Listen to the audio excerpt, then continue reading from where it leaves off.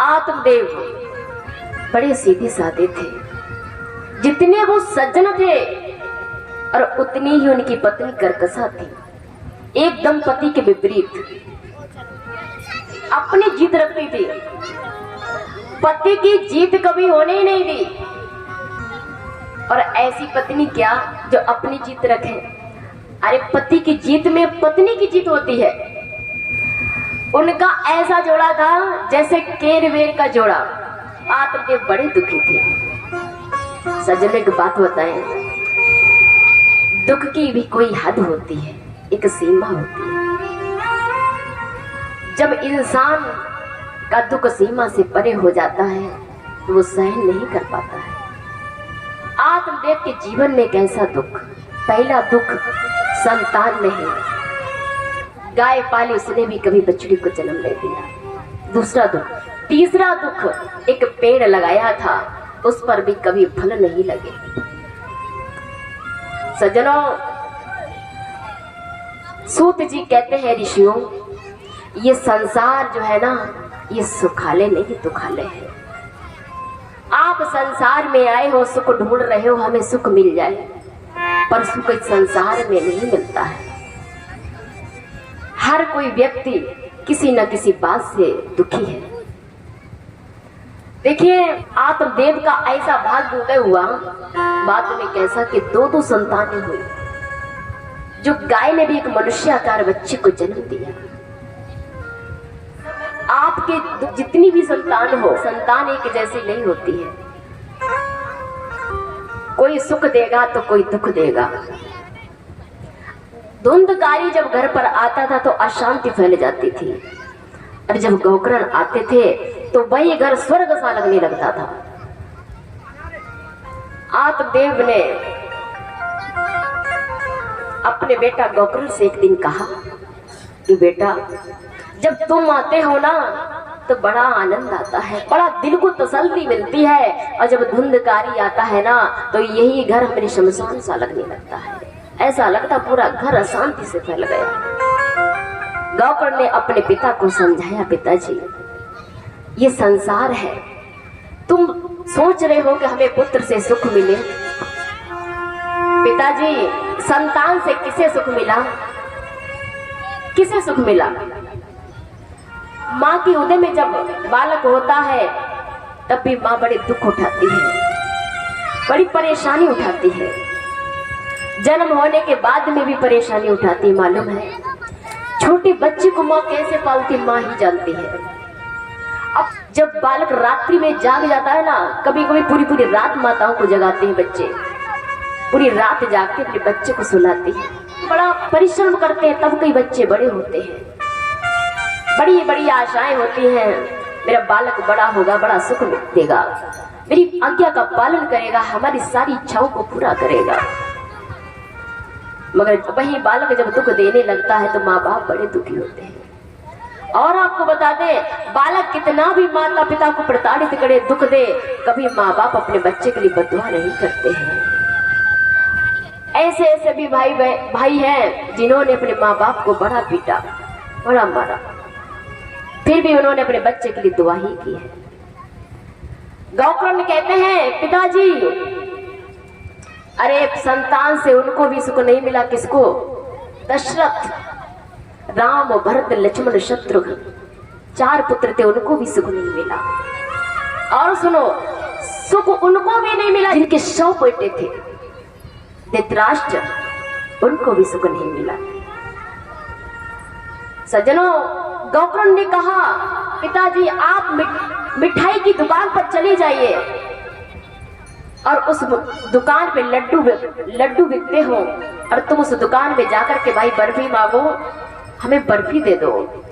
तो बर्फी कहाँ से मिले? है तो भाई लड्डू की दुकान, अब बर्फी मांगो तो कहाँ से मिलेगी? इसी तरह संसार जो है ये दुखालय है, यहाँ सब दुखी हैं, कोई सुखी नहीं है। धरती पे जन्म ले कोई ना सुखी हो, धरती पे जन्म ले कोई ना सुखी।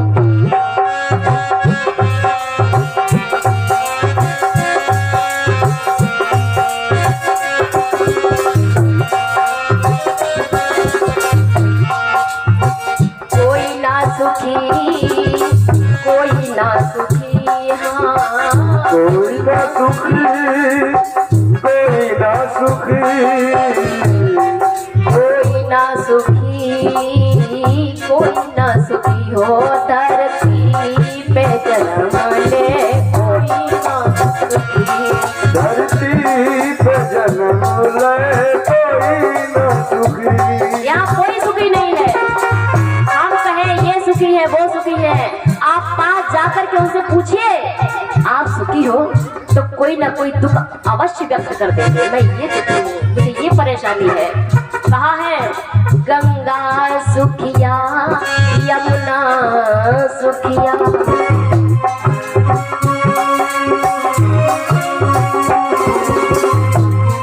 गंगा सुखिया यमुना सुखिया, जब पर बिगड़ी तब बेऊ दुखिया, जब पर बिगड़ी तब बेऊ दुखिया, जब पर बिगड़ी तब बेऊ दुखिया।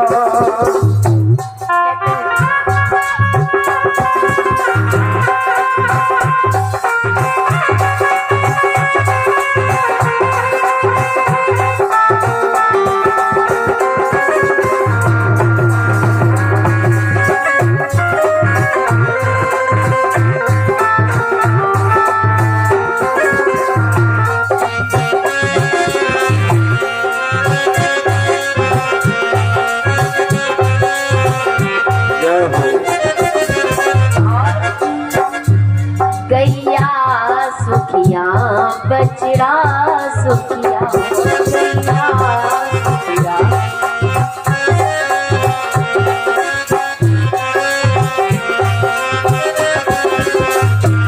जब हर में बचे तब बेऊ दुखिया, जब हर में बचे तब बेऊ दुखिया, जब हर में बचे तब बेऊ दुखिया। बेऊ दुखिया, बेऊ दुखिया, बेऊ दुखिया, बेऊ दुखिया। धरती पे जन्म ले, कोई ना सुखी, धरती पे जन्म ले, कोई ना सुखी। जय हो।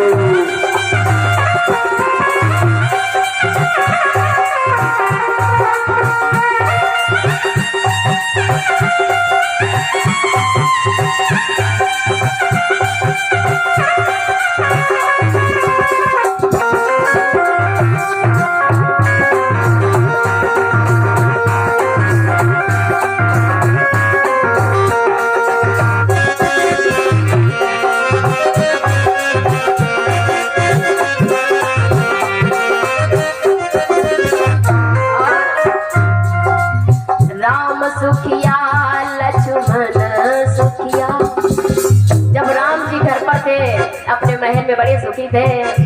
राम सुखिया लक्ष्मण सुखिया, जब बन को चले तब बेऊ सुखिया, वो जब बन को चले तब बेऊ दुखिया, जब बन को चले तब बेऊ दुखिया।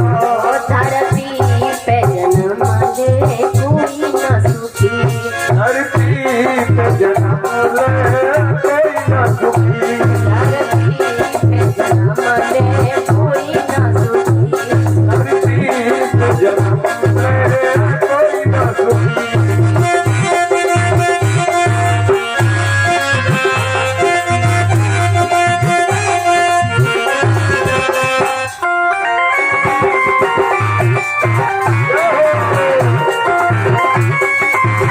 राधे राधे।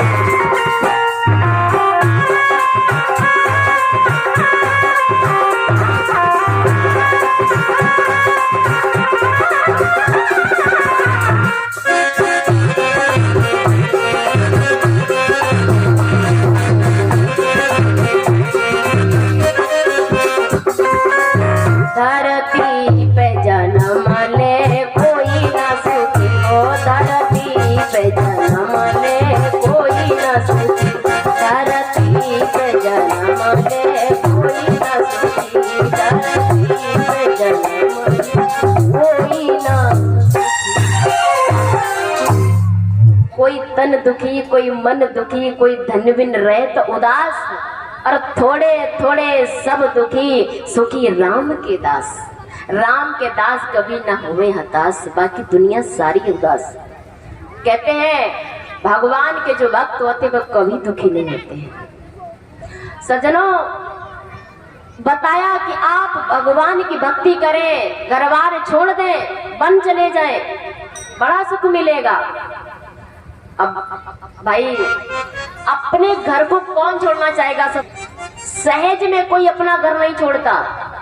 आपसे कहा जाए भैया अगर सुख चाहते हो तो वृंदावन चले जाओ, घरबार छोड़ करके अयोध्या चले जाओ, जल्दी में नहीं जाएंगे। जबकि जब चौथापन आ जाए, आपके नाती पति बाबा कहने लगे तो समझ लेना मेरा वक्त आ गया है बाबा बनने का, समय आ गया बाबा बनने का, तो बाबा बन जाओ। मगर आप लाख दुख सह लोगे, लाख परेशानियां सह लोगे। और मालूम है जब माँ बाप काम लायक नहीं होते हैं ना, तो घर परिवार वाले उनकी कदर कम कर देते हैं, और जब तक काम लायक होते तब तक बड़ा सम्मान करते हैं। और वैसे भी भैया चौथापन आ जाए तो भगवान की शरण ले लेनी चाहिए, घर बार छोड़ देना चाहिए। अब घर बार कैसे छोड़ना मालूम है? मैं ये नहीं कि तू घर को त्याग दो, मतलब घर की जो जिम्मेदारी है, घर की जो जिम्मेदारी वो छोड़ दो, अपने बच्चों को सौंप दो कि बस अब हमारा इतना सामर्थ्य नहीं जो हम काम कर पाए, अब बेटा तुम संभालो। क्योंकि जीवन में एक बार मनुष्य को वैराग्य जरूर लेना चाहिए। आप बाल अवस्था का आनंद लें, आप तरुणी अवस्था का आनंद लें, जब लास्ट समय बचता है ना, वो अवस्था भगवान के चरणों में गुजारे। बोली गोविंद भगवान की जय हो। इतना समझाया गौकर्ण ने तो पिताजी के समझ में आ गया, घरबार छोड़ दिया, चले भगवान का भजन करने लगते हैं। धुंधकारी की गलत संगति हो गई तो जिससे कि उसका जल्दी पतन हो गया। और वास्तव में धुंधकारी, ये तो धुंधकारी का पतन हुआ, हम आपका भी पतन हो जाता है। ये संगत ही मनुष्य का पतन करा देती है, और यही संगत हमें बड़ा अच्छा जीवन जिलाती है। धुंधकारी को देवताओं जैसी काया प्राप्त हुई, मुक्ति मिलती है। देखिए धुंधकारी के लिए जब विमान आया तो जितने श्रोता लोग बैठे हुए थे, श्रोताओं ने जब देखा भाई हम सबने कथा एक साथ सुनी है और विमान केवल धुंधकारी के लिए आया। गौकर्ण ने भी कहा पार्षदों से, यहाँ तो हमारी कई श्रोता है, काफी श्रोता है, और केवल तुम धुंधकारी के लिए विमान क्यों लाए? तो पार्षद कहते हैं तुमने ठीक कहा कि मैं सबके लिए विमान क्यों नहीं लाया। बोले इसलिए नहीं लाया हूं क्योंकि जिस तरह धुंधकारी ने कथा सुनी उस तरह से श्रोताओं ने कथा नहीं सुनी। मालूम है मन लगा तब तक कथा में बैठे, मन नहीं लगा तो उठ के चले गए, घूम आए, प्यास लगी तो पानी पी आए, भूख लगी तो भोजन खाए, फिर आकर के बैठ गए। मतलब जब तक कथा हुई तब तक उठक बैठक करते रहे। आपने कोई निर्णय लेकर कथा नहीं सुनी। कहते हैं जो कल्पना करोगे वही पूरी होगी। कभी भी कथा सुनो तो कुछ न कुछ अपने मन में प्रण लेकर के सुनो कि मुझे या तो भक्त बनना है प्रभु तुम्हारा, या मुझे मुक्ति पानी है, या फिर प्रभु हमारे सद्विचार हो जाए, हमारे अंदर अच्छी भावना आ जाए। कुछ न कुछ आशा लेकर के कथा सुननी चाहिए। अब भाई जो कथा मन से सुनेंगे उन्हें तो मुक्ति मिलेगी, उनकी मनोकामना पूरी होगी। मालूम है जैसे पाठशाला में बच्चे पढ़ते हैं, पूरी साल पढ़ाई करते हैं, लास्ट में परीक्षा होती है। अब जब परीक्षा होती तो सबको एक साथ पेपर दिया जाता है, समझना मेरी बात को। एक जैसे क्वेश्चन होते हैं और सब बच्चे जब पर्चे को हल करते हैं, हल करने के बाद में परीक्षा जब पूरी हो जाती है तो भैया सबको रिजल्ट मिलता है। रिजल्ट कैसा कि कोई तो सुपर पास होता है तो कोई सुपर फेल होता है, पर रिजल्ट सबको मिलता है। अब जिसने मन लगा करके पढ़ाई की है उसे तो भैया पास होना ही है, उसे कौन फेल कर सकता है। और जिसने पूरी साल मौज मस्ती में गुजार दी, घूमने फिरने में समय बिता दिया, समय बेकार गवा दिया, तो उसे भैया कौन पास कर सकता है, उसे तो फेल होना ही है। इसी तरह से पार्षदों ने कहा गौकर्ण जी से, धुंधकारी के जैसे अगर पुनः ये श्रोता कथा सुनते हैं तो हम इनके लिए विमान अवश्य लाएंगे।